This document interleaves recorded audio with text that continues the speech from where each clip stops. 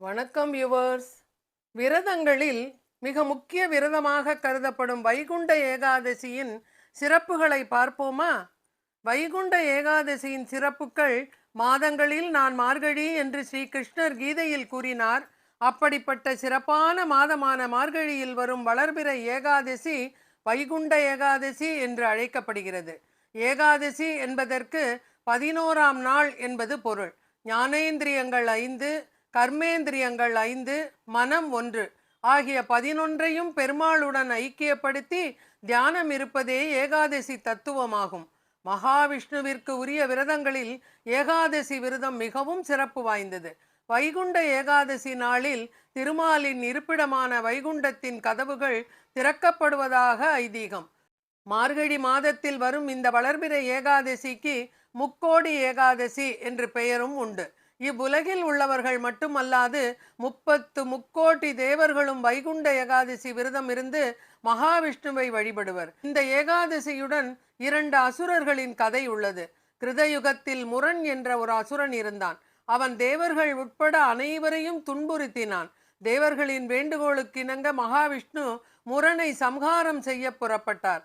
அவன் படைக்கலன்களை எல்லாம் அழித்த பகவான் அவன் திருந்துவதற்கு ஒரு சந்தர்ப்பம் தர எண்ணி பத்ரிகாசிரமத்தில் ஒரு குகையில் சென்று உறங்குவது போல் படுத்துக்கொண்டார்.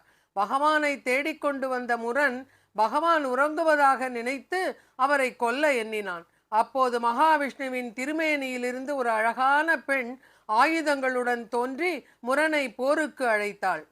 பெண் என்று அலட்சியமாக நினைத்த முரன், பெண்ணே, உன்னை கொல்ல ஒரு அம்பே போதும் என்று அம்பை எடுக்க முனைந்தபோது அந்த பெண் ஹூம் என்ற ஒலி எழுப்பினாள். அந்த க்ஷணமே முரண் பிடி சாம்பலாகி போனான். ஏதும் அறியாதவர் போல் கண்விழித்த மகாவிஷ்ணு தன் திருமேனியிலிருந்து வெளிப்பட்ட சக்தியை பாராட்டி அவளுக்கு ஏகாதசி என்ற பெயரையும் சூட்டினார்.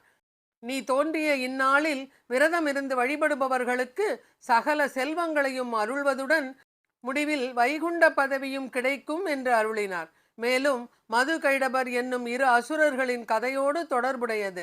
முற்காலத்தில் பிரம்மாவுக்கு ஏற்பட்ட கர்வத்தை ஒடுக்க நினைத்த மகாவிஷ்ணு தனது காதுகளிலிருந்து மது கைடபர்களை தோற்றுவித்தார். அவர்கள் பிரம்மாவை கொல்ல முயன்ற போது தடுத்த மகாவிஷ்ணு அவர்களிடம் பிரம்மாவை விட்டுவிடும்படியும் அவ்வாறு செய்தால் அவர்களுக்கு வேண்டிய வரம் தருவதாகவும் கூறினர். ஆனால் அந்த அசுரர்கள் பகவானுக்கு தாங்கள் வரம் தருவதாக கூறினர். மகாவிஷ்ணுவும் தன்னால் அவர்கள் இருவரும் வதம் செய்யப்பட வேண்டும் என்ற வரத்தை கேட்டார். அசுரர்களாக இருந்தாலும் தாங்கள் கொடுத்த வாக்கை நிறைவேற்ற விரும்பி, அப்படியே எங்களை வதம் செய்யுங்கள். ஆனால் ஒரு சிறு விண்ணப்பம், எங்களுடன் நீங்கள் 1 மாத காலம் யுத்தம் செய்ய வேண்டும். அதன் பிறகு நாங்கள் சித்தி அடைய வேண்டும் என்று வேண்டினர். பகவானும் அப்படியே ஆகட்டும் என்றார். யுத்தத்தின் முடிவில் அவர்களை வீழ்த்தினார். மகாவிஷ்ணுவின் மகிமைகளை உணர்ந்த அசுரர்கள் பரமபதத்தில் நாங்கள் நித்தியவாசம் செய்ய வேண்டும் என்ற வரத்தை கேட்டவர் மார்கழி மாத வளர்பிறை ஏகாதசி என்று பரமபதத்தின் வடக்கு வாசலை திறந்து அதன் வழியாக மது கைடபர்களை பரமபதத்தில் சேர்த்து கொண்டார். அசுரர்கள் தாங்கள் பெற்ற இன்பத்தை மக்கள் அனைவரும் பெற வேண்டும் என்று விரும்பி மார்கழி மாதம் வளர்பிறை ஏகாதசி என்று தாங்கள் எங்களுக்கு செய்த அனுகிரகத்தை உலக ஆலயங்களில் உள்ள பரமபத வாசல் வழியாக வந்து உன்னை தரிசிப்பவர்களுக்கு மோட்சத்தை நல்க வேண்டும் என்று வேண்டினர். அந்த வேண்டுகோளையும் பகவான் ஏற்றார்.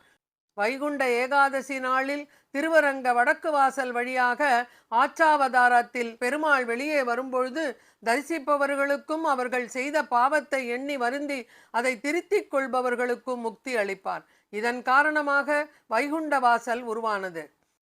ஏகாதசி விரதம் இருக்கும் முறை.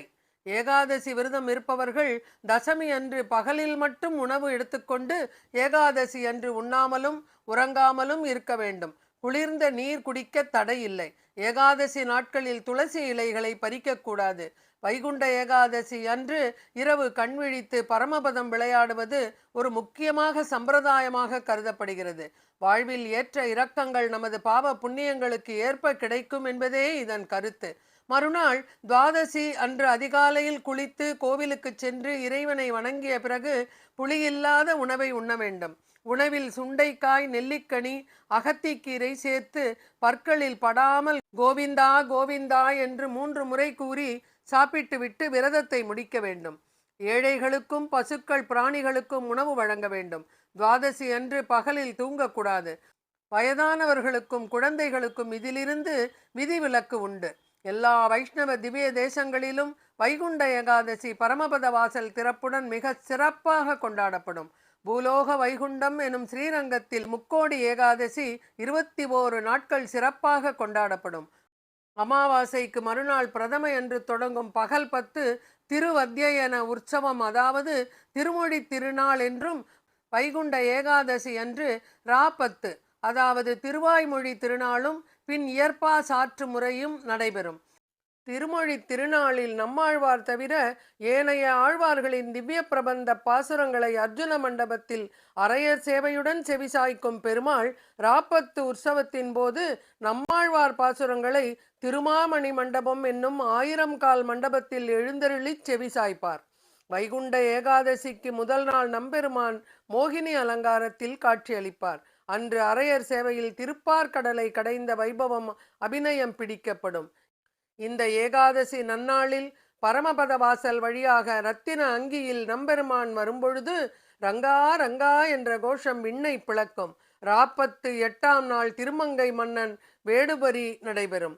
சாற்றுமுறை அன்று நம்மாழ்வார் மோட்சம், அதற்கு மறுநாள் இயற்பா சாற்று முறையுடன் முடிவு பெறும். ராப்பத்து நாட்களில் பரமபத வாசல் தினமும் பெருமாள் திருமாமணி மண்டபத்திற்கு எழுந்தருளும் போது திறக்கப்படும். இவ்வளவு சிறப்பு வாய்ந்த இந்த வைகுண்ட ஏகாதசி இந்த வருடம் டிசம்பர் மாதம் 30ஆம் தேதி, இன்றைய தினம் மார்கழி மாதம் 15ஆம் தேதி வருகிறது.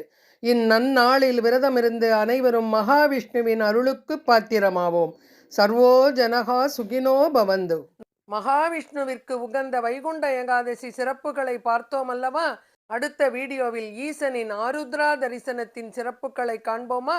இந்த வீடியோவில் வைகுண்ட ஏகாதசியின் சிறப்புகளை எழுதி அனுப்பியவர் ஸ்ரீமதி அலமேலு ரங்கராஜன் அவர்கள்.